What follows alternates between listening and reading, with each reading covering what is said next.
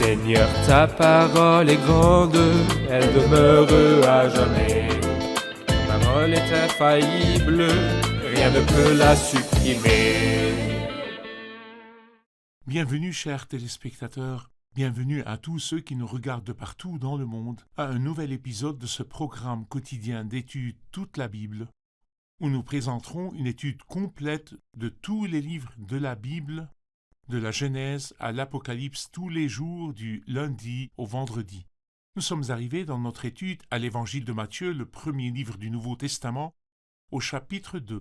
Nous parlerons dans l'épisode d'aujourd'hui, dans ce chapitre, de la visite des rois mages à Christ.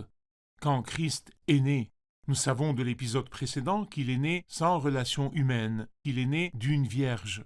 Nous avons vu que la conception virginale est la fondation de la perfection de la nature humaine de Christ et de la perfection de l'expiation de Christ sur la croix. Je voudrais au début de l'épisode accueillir mon invité, le serviteur de Dieu, le frère Youssef Riyad. Bienvenue, frère Merci, Youssef. frère Riyad. Nous accueillons aussi nos invités, soyez les bienvenus. Frère Youssef, s'il vous plaît, donnez-nous un titre au chapitre 2. Quels sont les points principaux dont il parle? Dans ce chapitre, nous voyons le Christ dans 3 endroits. Tout d'abord Bethléem, ensuite en Égypte et enfin à Nazareth. Il est né à Bethléem. Les rois mages sont venus pour adorer le roi des Juifs à Bethléem. Mais malheureusement, le roi, méchant et violent Hérode, voulait le tuer. Donc Joseph et la Vierge Marie ont dû aller avec l'enfant à la terre d'Égypte. Ensuite, quand ils sont revenus, ils ne sont pas allés à Bethléem ni à Jérusalem, ils sont plutôt allés à Nazareth, car c'était aussi l'accomplissement d'une prophétie. Très bien, merci. Nous lirons quelques versets et ensuite nous reviendrons à nos questions. Jésus naquit à Bethléem en Judée, à l'époque du roi Hérode. Or des mages venus d'Orient arrivèrent à Jérusalem et dirent « Où est le roi des Juifs qui vient de naître ?» En effet, nous avons vu son étoile en Orient et nous sommes venus pour l'adorer. Quand le roi Hérode apprit cela, il fut troublé et tout Jérusalem avec lui. Il rassembla tous les chefs des prêtres et spécialistes de la loi que comptait le peuple et leur demanda où le Messie devait naître. Ils lui dirent « À Bethléem en Judée, car voici ce qui a été écrit par le prophète. Et toi, Bethléem, terre de Juda, tu n'es certes pas la plus petite parmi les principales villes de Juda, car de toi sortira un chef qui prendra soin d'Israël mon peuple. » Frère Youssef, les versets que je viens de lire expliquent l'histoire de la naissance de Christ. Et ils nous donnent les événements, le nom d'un roi et d'une ville. Je voudrais votre commentaire surtout sur le nom du roi de ce temps, Hérode. Nous voudrions savoir plus sur qui était Hérode et quelle était son histoire. Hérode est le fondateur de la famille hérodienne qui est mentionné beaucoup de fois dans le Nouveau Testament. Il est Hérode le Grand. Il est né autour de l'an 74 avant Jésus-Christ. Et on dit qu'il est mort en l'an 4 avant Jésus-Christ. Donc quand le Christ est né, c'était au temps d'Hérode qui voulait le tuer, comme nous le trouvons, nous le lisons ici.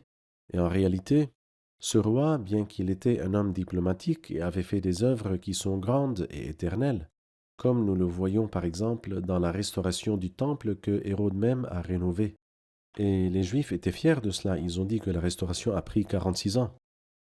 Mais cet homme qui était très méchant et qui a fait de grandes œuvres était un homme avide de sang et violent. Il a tué certaines de ses femmes et certains de ses fils et il a tué le grand prêtre. Il l'a tué et a pleuré dans ses funérailles. C'était un homme vraiment violent et avide de sang. Et l'une de ses pires actions était qu'il a tué les garçons à Bethléem juste parce qu'il voulait tuer ou mettre fin au roi des Juifs, qu'il a considéré comme un ennemi à lui. Bien sûr, il n'était pas un juif. C'était un Édomite. Un édomite. Il était un Édomite, pas un Juif. Alors donc, lorsqu'il a entendu que le roi des Juifs était né, il s'est troublé. Il devait bien s'inquiéter parce que un Édomite n'avait aucun droit de régner sur le peuple de Dieu, mais c'était l'opposé. Nous lisons, avant la naissance de Jacob et d'Ésaü, que le grand sera esclave du petit. Et pour cette raison, il a eu peur de ce roi, parce qu'il pensait qu'il lui prendrait son trône. Mais l'autorité romaine a joué un rôle dans le fait de mettre cette personne sur le trône. Oui, parce que Israël, en ce temps-là, n'était qu'une province parmi les provinces du Grand Empire.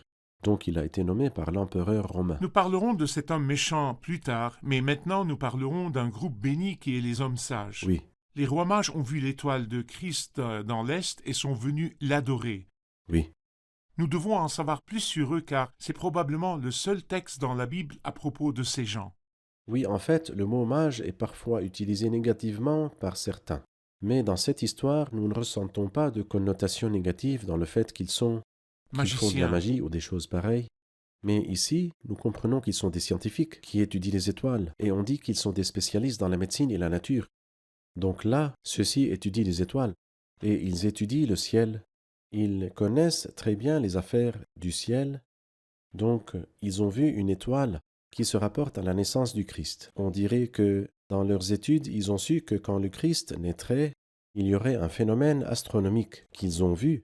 Donc ils ont voyagé pour arriver à Bethléem, et bien sûr ils ne savaient pas qu'il naîtrait à Bethléem. Donc ils sont allés à Jérusalem, et ont demandé au palais d'Hérode où est le roi des Juifs, qui vient de naître. Donc d'après ce qu'ils pensaient, le roi des Juifs ne naîtra pas ailleurs qu'à Jérusalem et dans le palais du roi. Très bien. La Bible dit à leur propos qu'ils sont venus de l'Est. En effet, nous avons vu son étoile en Orient et nous sommes venus pour l'adorer. Si nous voulions savoir d'où ils venaient géographiquement et combien ils étaient loin de Jérusalem. Eh bien, ce serait probablement la Perse. Oui, Nous ne pouvons pas le confirmer, mais ceci est très probable qu'il soit de là-bas. Et le peuple d'Orient était connu par sa sagesse, car nous lisons dans 1 Roi chapitre 5 que la sagesse de Salomon dépassait celle de tous les nomades de l'Est, ce qui montre que le peuple d'Orient était très sage. Et ici, dans la traduction anglaise, ces rois mages sont appelés wise men, donc ils étaient des hommes sages. Des hommes sages qui sont venus à... Et bien sûr, l'apogée de la sagesse est en fait de venir au bon moment pour adorer le roi, ce grand roi.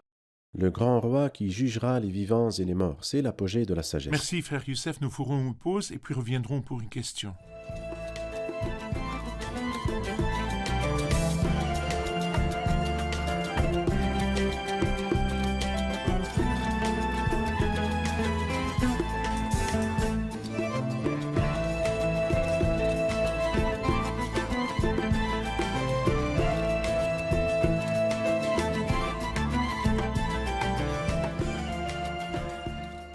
Au verset 3 du chapitre 2, « Quand le roi Hérode apprit cela, il fut troublé et tout Jérusalem avec lui. » Nous savons qu'Hérode le roi était troublé parce que un nouveau roi est né. Mais pourquoi tout Jérusalem était troublé? À vous frère Youssef. Vraiment, c'est quelque chose de déroutant et étrange. Plutôt, ce n'est pas déroutant, mais étrange. Oui, mais le peuple était dans un très mauvais état et n'a pas voulu la venue du Christ. Le peuple méchant et corrompu serait heureux d'avoir un roi méchant et corrompu au lieu d'avoir un roi juste, un roi droit. Dans Luc 2, nous voyons que le Christ n'avait pas de place dans aucune maison. Mais dans Matthieu 2, nous voyons qu'il n'avait pas de place dans le cœur de son peuple. Et ceci est ce qui est le plus triste. Ce n'est pas que Jésus n'avait pas de place et est né dans une mangeoire, mais malheureusement c'est qu'il n'a pas trouvé de place dans le cœur de son peuple. Et c'est pour cela que tout Jérusalem était troublé par la naissance du Christ. C'est la première fois, mais non pas la dernière. Nous lirons cela de nouveau dans Matthieu 21, lorsque Jésus est entré en tant que roi sur le fils d'une ânesse, que tout Jérusalem était troublé. Très bien. Ils ont dit, où est le roi des Juifs qui vient de naître? En effet, nous avons vu son étoile en Orient et nous sommes venus pour l'adorer. En fait, ces paroles sont profondes et nous devrions nous arrêter sur elles. Oui. Nous avons vu son étoile en Orient.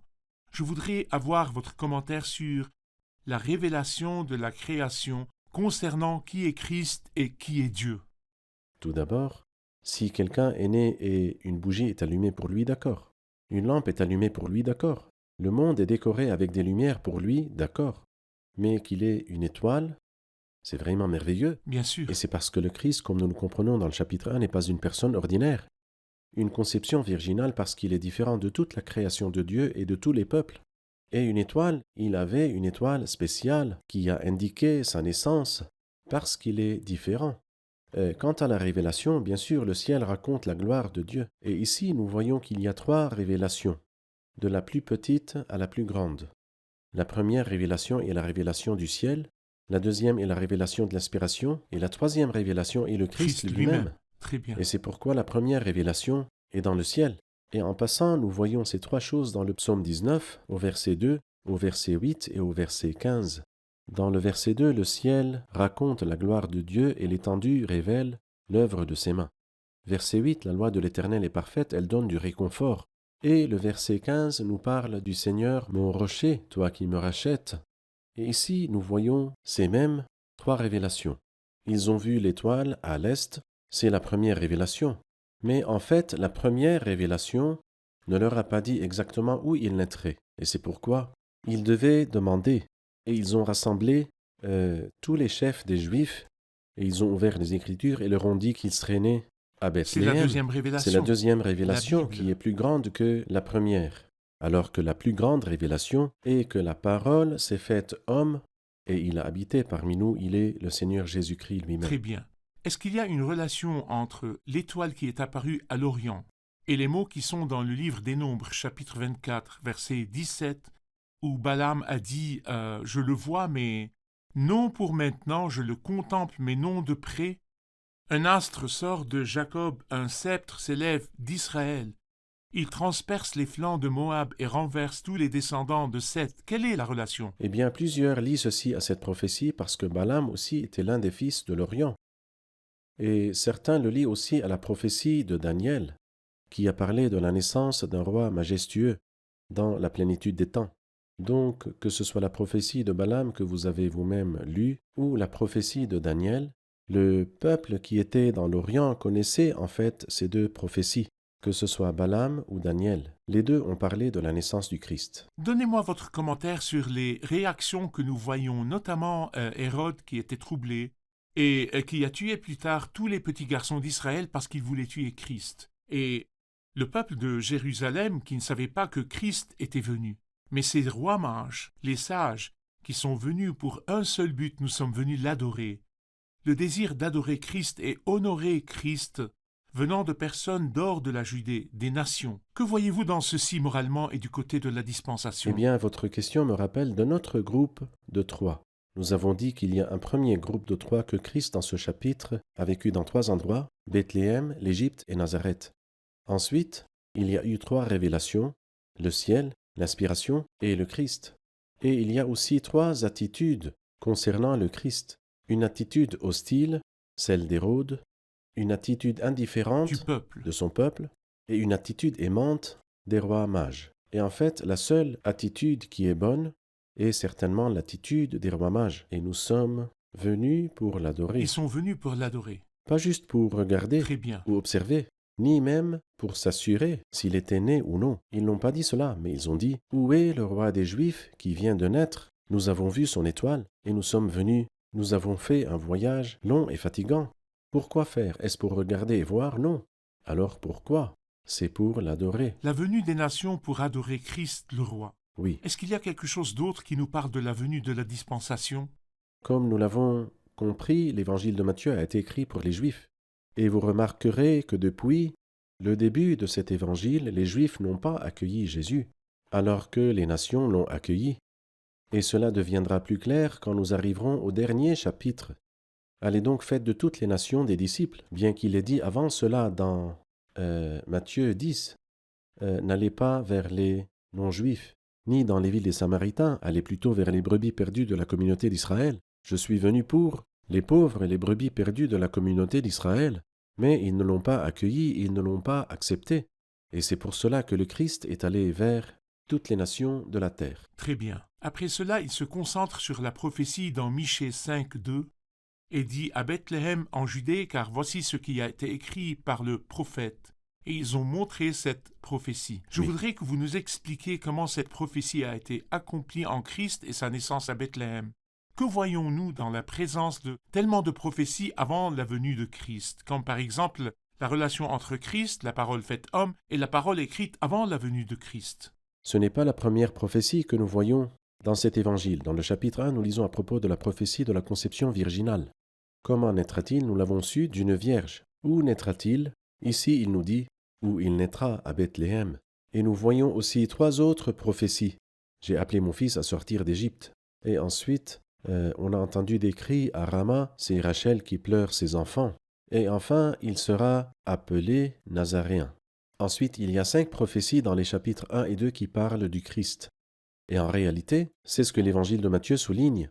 C'est que ce bébé qui est né, son arbre généalogique montre qu'il est roi. Ensuite, plusieurs prophéties dans le chapitre 1 et chapitre 2. 5 prophéties affirment que c'est lui le Messie. Et cette prophétie-là est dans Michée 5.2. Et elle nous dit qu'il naîtra à Bethléem. Si vous lisez l'histoire dans Luc, vous saurez que la bienheureuse Marie était à Nazareth. Et Nazareth est au nord du pays, tout au nord du pays, alors que Bethléem est au sud. Qu'est-ce qui l'amènerait de Nazareth à Bethléem? Il y a eu un recensement qui était ordonné par l'empereur de Rome, pas pour qu'un recensement arrive, car ce n'est pas arrivé, mais plutôt afin que le Christ soit né à Bethléem, parce que c'est comme cela que la prophétie doit s'accomplir, littéralement. Donc si la Bible a dit qu'il naîtra à Bethléem, alors donc il naîtra à Bethléem, et l'empereur est donc obligé de faire cela, parce que Dieu en fait contrôle les événements et les gens. Donc les prophéties devaient être accomplies, Oui. et la venue de Christ a été précédée par beaucoup de prophéties. Oui. Christ n'est pas venu soudainement, il y a une relation forte entre Christ et l'Écriture, et Eh bien. l'Écriture avait déjà prophétisé où Christ naîtra, comment il naîtra, où il vivra, comment il mourra, comment il serait cloué sur une croix. C'est vrai. Et donc tout est lié à la personne de 333 Christ. prophéties ont été accomplies C'est en pour Christ. cela qu'il devait dire « Il est écrit à mon C'est sujet vrai. ». D'accord, merci, nous ferons une pause et puis reviendrons pour une question.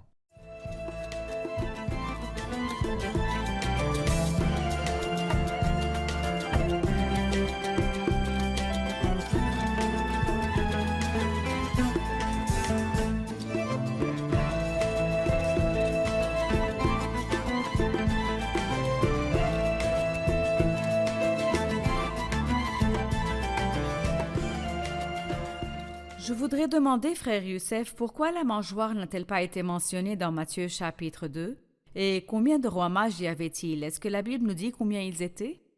À vous, frère Youssef. Une erreur commune est de dire qu'ils étaient des rois. Ils n'étaient pas des rois, ils étaient des mages ou des sages. Et une autre erreur commune est de dire qu'ils étaient 3. En fait, ce sont leurs cadeaux qui étaient 3, mais la Bible ne nous dit pas combien ils étaient. Une autre erreur commune est de montrer les rois mages alors que le Christ est dans la mangeoire. Des erreurs communes dans les images. Et bien sûr, les images n'ont rien à voir avec l'inspiration divine à laquelle nous croyons. Parce que les mages ne sont pas venus là où il y a une mangeoire, mais ils sont plutôt venus à la maison, comme nous dit le verset 11. Pourquoi alors ne sont-ils pas venus à la mangeoire? En fait, parce que ceci était dans un moment critique, où il y avait un recensement et où tout le monde allait à l'hôtel ou bien chercher des maisons. Il n'y avait pas de place pour le Christ parce qu'il y avait beaucoup de monde. Mais après un certain temps, c'était possible de trouver une maison. Ils sont allés donc à la maison car nous comprenons que les mages n'arrivèrent pas immédiatement après la naissance du Christ, mais peut-être après un Le certain temps temps, d'arriver. peut-être des mois après. C'est-à-dire, ça peut être des mois. Donc c'était possible de préparer une place pour le Christ dans la demeure. Donc les mages sont arrivés à la maison et non pas à la mangeoire que nous voyons dans l'évangile de Luc. Les bergers sont allés à la mangeoire, mais les mages sont allés à la maison. Après cela, nous savons que pour qu'Hérode s'assure de la mort de Christ, il a ordonné la mort des garçons âgés de 2 ans et Oui. moins. Il n'a pas dit ceux qui sont âgés de quelques jours ou d'un mois, parce qu'il savait que des mois devaient être Et passés. c'était en fait des mois. Et à cause de sa violence, il n'a pas ordonné la mort des enfants de quelques mois, mais de 2 ans et moins pour s'assurer. Mais aussi, frère Youssef, concernant la distinction entre les évangiles, nous savons que l'évangile de Matthieu parle de Christ en tant que roi. Oui. Et la naissance dans une mangeoire est un signe de l'humanité et de l'humilité de Christ. Ici, il doit parler de Christ le roi et de la visite des rois mages et de leurs cadeaux, et ne parle pas du tout de la mangeoire, donc Luc parlera plus tard, car Luc parlera du Christ pauvre, le Fils de l'homme. C'est vrai. Très bien. Après cela, frère Youssef, quand ils sont venus à Bethléem, à la maison, il dit dans le verset 10, « Quand ils aperçurent l'étoile, ils furent remplis d'une très grande joie. Ils entrèrent dans la maison, virent le petit enfant avec Marie, sa mère, se prosternèrent et l'adorèrent. » Avant de continuer, je voudrais m'arrêter sur ces paroles. L'ordre des mots ici est qu'ils ont vu l'enfant avec Marie, sa mère, bien qu'ils devaient rencontrer la mère en premier quand ils entrent et ensuite demander de voir l'enfant, mais ils ont tourné leur attention à l'enfant et l'ont vu avec sa mère. Quand ils voulaient adorer, ils n'ont pas adoré tous ceux qui étaient là, mais ils l'ont adoré. Ils ont adoré Christ seul. C'est quoi l'enseignement ici? Je commence par le verset par lequel vous avez commencé. Quand ils aperçurent l'étoile, ils furent remplis d'une très grande joie. Moi, j'aime beaucoup ce verset. Ils ne sont pas venus parce qu'ils devaient venir. Vous savez, parfois nous travaillons parce que nous sommes obligés de le faire. Si nous le faisons très bien, sinon ça ne fait rien. Ils n'étaient pas comme ça, ils voulaient arriver chez ce nouveau-né. Et c'est pourquoi ils ont demandé, ils sont allés, ils ont su qu'il était à Bethléem. Quand ils sont arrivés, ils ont vu l'étoile qu'ils avaient vue à l'Orient. Elle avançait devant eux une deuxième fois. Et ils ont été remplis d'une joie infinie, une très grande joie. Ils ont été remplis d'une grande joie, pas seulement grande, mais une très grande joie. Ça me rappelle un verset dans Ésaïe 64. Tu vas à la rencontre de celui qui pratique avec joie la justice. Donc, Seigneur, toi, tu es satisfait de la personne qui, quand elle fait quelque chose de juste, elle l'a fait avec joie. Celui qui pratique avec joie la justice. Ils furent remplis d'une très grande joie, ils entrèrent dans la maison et virent le petit enfant avec Marie sa mère. Dans ce chapitre, nous lisons 5 fois à propos de l'enfant avec sa mère, ou l'enfant et sa mère. Et aucune fois nous lisons la mère et son enfant. Malheureusement, il y a des personnes qui aiment cet ordre, qui n'est pas mentionné dans la Bible. Mais nous lisons toujours l'enfant et sa mère. Pourquoi? Parce qu'il est né pour être le premier. Et d'après Colossiens 1, afin que le Christ soit le premier en toutes choses. Mais la sagesse de ces sages-là, car ils sont des sages, vraiment, est apparente dans le fait qu'ils ont adoré, mais pas tous. Je veux dire, écoutez, j'adore toute la famille, mon frère, car c'est la sainte famille, c'est la famille sainte. Je l'adore. Non, car l'adoration n'appartient qu'à Dieu. Nous voyons qu'ils n'ont pas adoré l'étoile qu'ils ont vue. Non, ils ne devaient pas adorer l'étoile. Et lorsqu'ils ont vu le roi Hérode avec toute sa majesté, Oui, ils n'ont pas adoré Hérode. Quand ils sont arrivés à la maison simple où Joseph et Marie étaient, ils n'ont adoré ni Joseph ni Marie. Qui ont-ils adoré? Ils ont adoré l'enfant. L'enfant est né pour être adoré parce que cet enfant est Dieu qui est apparu dans la chair. très bien, très bien. Merci beaucoup, frère Youssef. Ils se prosternèrent et l'adorèrent. Ensuite, ils ouvrirent leur trésor et lui offrirent en cadeau de l'or, de l'encens et de la myrrhe. Les cadeaux étaient de l'or, de l'encens et de la myrrhe. Donnez-nous votre commentaire sur ces 3 cadeaux, s'il vous plaît. Eh bien, moi j'aime bien aussi l'ordre, frère Ayad. Quand nous lisons, ils l'adorèrent, ensuite ils ouvrirent leur trésor. Donc ils ne lui ont pas donné cela dès qu'ils l'ont vu. C'est l'honneur avant l'offrande. Leur cœur avant les cadeaux. Exactement, leur cœur avant leurs offrandes. C'est pour cela qu'ils ont d'abord adoré, ensuite ils ont ouvert leur trésor et lui ont offert des dons. C'était de l'or, de l'encens et de la myrrhe. Oui, Depuis longtemps, les saints pensent beaucoup à ces 3 cadeaux ou à ces 3 offrandes, l'or et l'encens et la myrrhe. oui, Et je pense que nous voyons ici ces 3 choses merveilleuses. L'or représente sa nature divine, l'encens représente sa nature humaine, et la myrrhe représente sa mort. Ou bien nous pouvons le voir d'une autre façon, l'or parce qu'il est né en tant que roi, et l'encens parce que sa vie tout entière était fragrante, et la myrrhe représente le Christ quand il est mort. Il a goûté la mort et Nicodème lui a donné une mixture de myrrhe et d'aloès, donc cela représente la souffrance du Christ. Bien sûr, je ne pense pas que ces mages connaissaient toutes ces significations-là, mais c'est l'Esprit de Dieu parce qu'ils se sont laissés guider par l'Esprit de Dieu.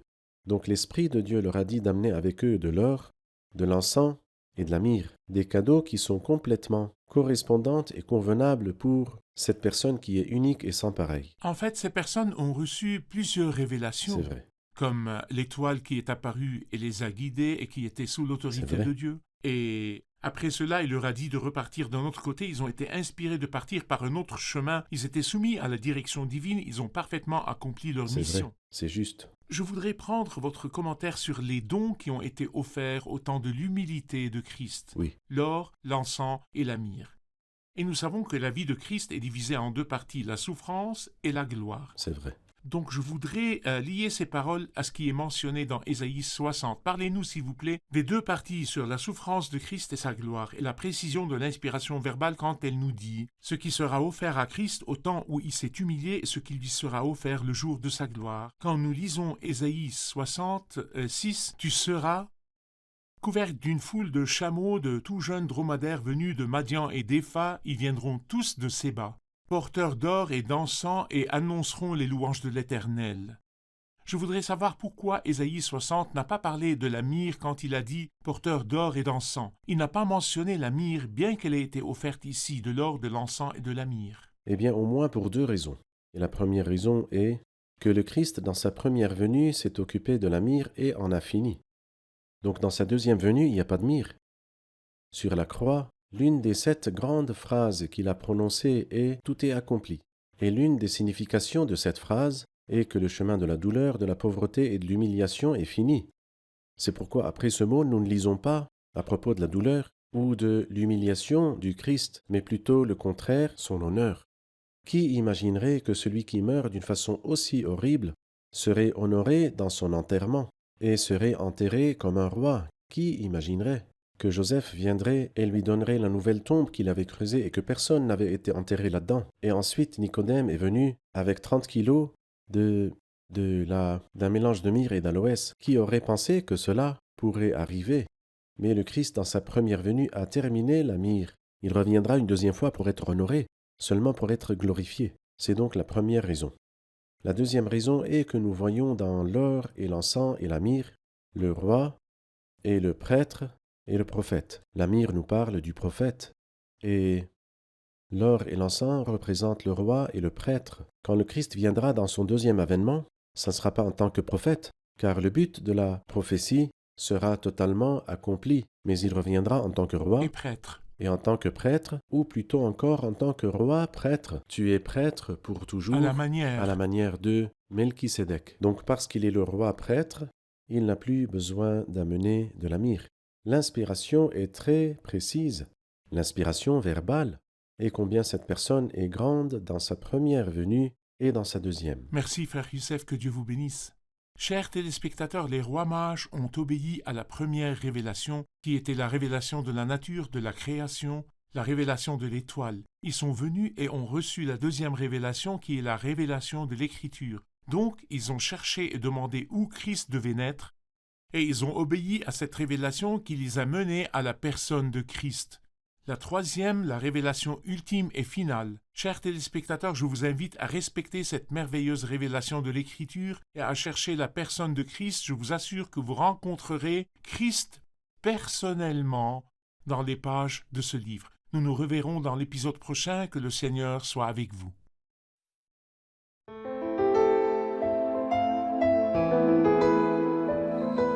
Seigneur, ta parole est grande, elle demeure à jamais.